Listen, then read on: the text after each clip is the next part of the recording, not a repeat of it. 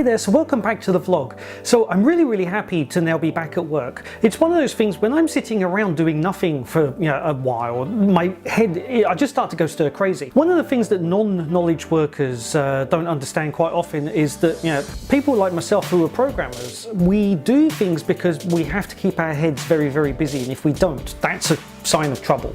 Bad things can happen. You start taking up vlogging and other weird things. So anyway, yeah, it's good to be back at work again. There was a day during the vacation period where everybody went out except for me, and I was left at home to do some tasks and jobs that I needed to get done. And one of the things that came up when everybody came back was, did I get everything done? I was like, no, I just didn't have enough time. And everybody's like, how can you not have enough time given you had all these hours available? There's something called edit lag that not everybody knows about. Just to quickly explain how this works. One of the things that especially programmers do if you're working on large systems is you build up in your head what the state of the computer program is. So for instance, let's say I've got a game and I am kicking a ball from one end of the field to another end of the field, right? And I'm doing this in a computer model. What I could be doing is, first of all, I'm trying to work out in my head, okay, what's the size of the field? So because I need to know approximate dimensions so that when I kick the ball, if it's going to go halfway the length of the field, I know in my head, am I roughly in the ballpark,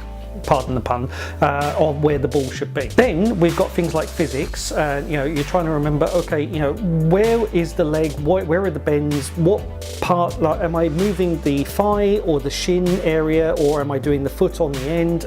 What was the angle of the ball, the trajectory, what is the weight of the ball, the speed of the ball when it leaves the foot, and all this type of stuff.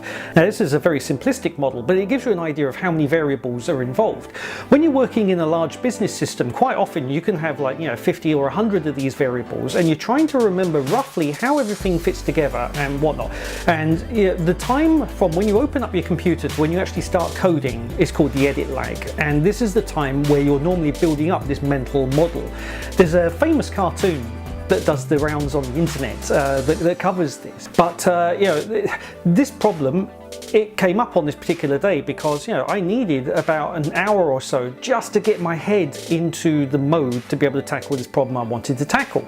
So the actual time that it then took to do the coding, well, it's like it sort of got chopped in half because the phone went and stuff, and just problems happen, and next thing you know, this 5-hour period, you've probably got 1 hour's worth of usable time in there, because you're either getting up to speed or you're being interrupted at other points along the way.